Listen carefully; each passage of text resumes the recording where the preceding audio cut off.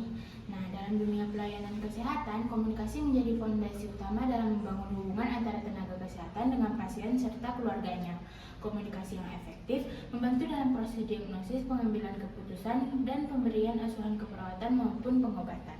Yang pertama itu komponen-komponen komunikasi. Yang pertama adalah komunikator. Komunikator adalah pihak yang menyampaikan pesan atau informasi kesehatan seperti tenaga kesehatan, contohnya dokter, perawat, apoteker, dan lain-lain. Perannya memberikan edukasi, menjelaskan diagnosis, memberikan instruksi pengobatan, atau membimbing pasien dan keluarga. Keterampilan penting, empati, penggunaan bahasa sederhana, dan kemampuan mendengarkan. Yang kedua itu ada komunikan. Komunikan ini adalah pihak penerima pesan yang berperan aktif dalam memahami, menerima, dan menindaklanjuti informasi seperti pasien atau keluarga pasien. Faktor yang mempengaruhi pemahamannya, tingkat pendidikan dan literasi kesehatan, latar belakang budaya, bahasa yang digunakan, kondisi emosional atau fisik pasien. Yang ketiga, pesan. Informasi yang disampaikan bisa berupa keluhan, instruksi medis, atau informasi kesehatan. Ciri pesan efektif itu jelas, ringkas, tidak menggunakan istilah medis yang membingungkan, dan disesuaikan dengan kondisi pasien. Lalu, saluran atau media. Saluran atau media ini merupakan cara penyampaian pesan seperti lisan, tulisan, atau bahasa tubuh. Media langsung seperti tatap muka, kunjungan rumah, konseling di puskesmas atau rumah sakit. Media tidak langsungnya seperti leaflet, poster, telepon, SMS, media sosial, aplikasi kesehatan. Nah, selanjutnya ada umpan balik. Umpan balik adalah tanggapan dari komunikan untuk menunjukkan pemahaman terhadap pasien.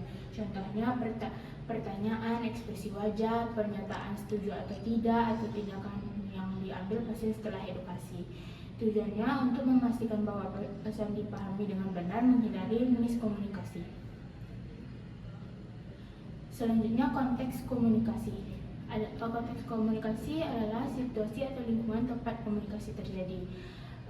Lalu gangguan atau hambatan komunikasi ini adalah segala faktor yang mengganggu kelancaran komunikasi antara tenaga kesehatan dan pasien. Jenis-jenis gangguan ini yang pertama itu ada fisik, seperti suasana bising, gangguan alat bantu dengar.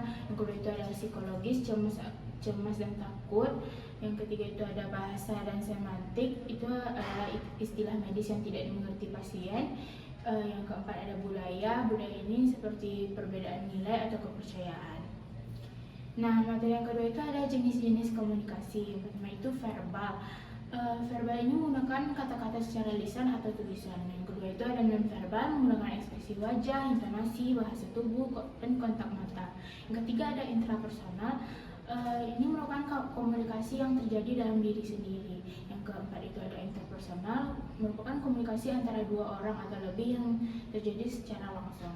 Ini itu ada bentuk-bentuk komunikasi. Bentuk-bentuk komunikasi itu ada 3. Yang pertama ada satu arah, yaitu informasi disampaikan tanpa respon langsung dari penerima. Yang kedua ada 2 arah, yaitu ada interaksi timbal balik antara komunikator dengan komunikan. Nah, yang ketiga ada banyak arah, yaitu terjadi saat lebih dari 2 orang terlibat dalam percakapan atau diskusi. Selanjutnya itu ada materi faktor-faktor yang mempengaruhi komunikasi. Yang mana yang pertama itu ada faktor internal dari dalam diri, dipengaruhi oleh persepsi, emosi, pengalaman, pengetahuan, dan motivasi. Contohnya itu persepsi berbeda, lalu pesan ditanggapi berbeda. Yang kedua ada emosi negatif, sulit fokus. Yang ketiga ada pengalaman buruk, yaitu menimbulkan rasa takut. Lalu ada pengetahuan kurang, pesan sulit dipahami. Dan yang terakhir ada motivasi tinggi, yaitu lebih antusias menerima informasi. Yang kedua ada faktor hubungan antar individu, yaitu kepercayaan, status sosial, dan keterbukaan mempengaruhi kelancaran komunikasi. Contohnya pasien lebih terbuka kepada dokter yang sudah dikenal. Lalu yang kedua ada status rendah, yaitu enggan berbicara terbuka. Lalu yang terakhir ada hubungan terbuka, yaitu penyelesaian masalah lebih cepat. Nah, yang ketiga ada faktor lingkungan. Meliputi kondisi fisik, sosial budaya, dan teknologi. Contohnya lingkungan bising, lalu pesan sulit diterima, Ada norma budaya mempengaruhi cara berbicara, dan terakhir ada teknologi, pesan tanpa ekspresi bisa disalahartikan. Lalu ada faktor pesan, yaitu harus jelas, relevan, dan tidak terlalu rumit. Contohnya itu, instruksinya spesifik, lebih mudah dipahami, materi harus sesuai dengan kebutuhan audiens, dan menggunakan istilah yang sederhana dan mudah dimengerti. Lalu ada faktor media komunikasi. Jenis media itu mempengaruhi cara pesan diterima. Contohnya itu lisan. Lisan itu bisa langsung memberikan klarifikasi. Nah, ada tulisan itu harus jelas dan resmi. Lalu visual harus menarik dan mudah dipahami. Nah, selanjutnya itu ada faktor yang menghambat komunikasi. Yang pertama itu bahasa atau istilah medis yang sulit dipahami, perbedaan budaya atau persepsi, gangguan lingkungan seperti kebisingan, hubungan emosional seperti marah, cemas, atau malu, lalu tidak adanya empati atau sikap mendengarkan yang baik. Nah, materi yang terakhir itu observasi komunikasi tenaga kesehatan di puskesmas. Saat mengamati interaksi tenaga kesehatan di puskesmas, penting untuk mencermati. Yang pertama itu siapa sih komunikator dan komunikannya. Yang kedua, apa sih jenis komunikasi yang digunakan, lalu bentuk-bentuk komunikasi apa yang dilakukan, seperti komunikasi satu arah, dua arah, atau banyak arah. Lalu faktor pendukung atau penghambat komunikasi apa yang digunakan. Nah, observasi ini memberikan wawasan nyata mengenai penerapan teori komunikasi dalam praktik. Nah, setelah memahami konsep tersebut, berikut ini simulasi roda komunikasi yang akan kami tampilkan, itu melibatkan pasien, keluarga, perawat, dan dokter di puskesmas. Selamat menyaksikan.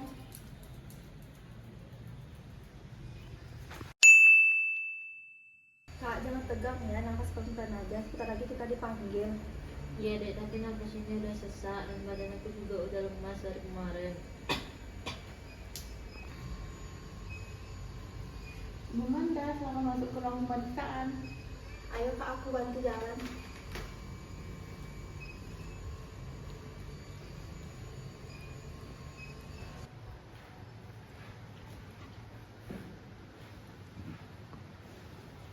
Mari saya silakan dulu. Saya perawat Afi, saya perawat di sini. Apa keluhannya hari ini, Dek?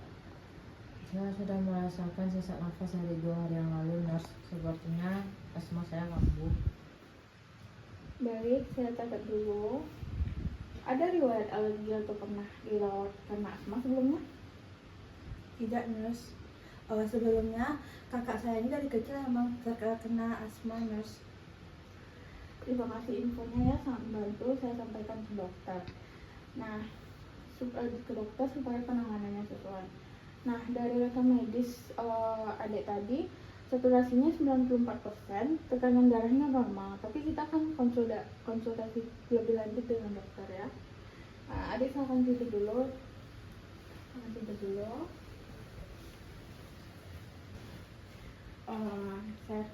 Saya panggilkan dokter lebih dulu ya. Terima kasih.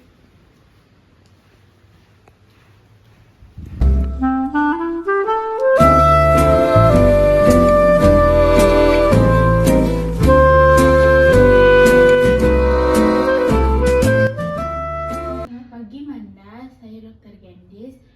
Saya dengar dari perawat, Manda merasakan sesak dan batuk ya? Iya dok, saya sudah sesak nafas dari 2 hari yang lalu. Dan rasanya sama seperti sewaktu asma saya kambuh waktu dulu. Tidak apa-apa Man, kami bersama Manda di sini. Periksa dulu ya.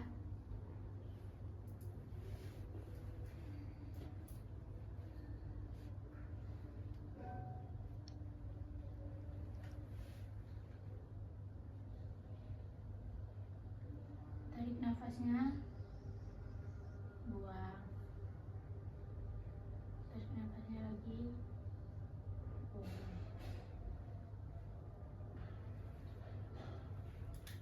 Dari yang saya dengar ada wheezing ringan di paru-paru sebelah kanan Manda, Bu. Apakah kakak saya harus dirawat sekarang, dok? Untuk saat ini belum perlu rawat inap, Bu. Kami akan berikan terapi inhalasi dan obat oral untuk meredakan gejala. Kita lihat responnya dalam 3 hari ya, nanti kontrol ulang ya. Baik dok.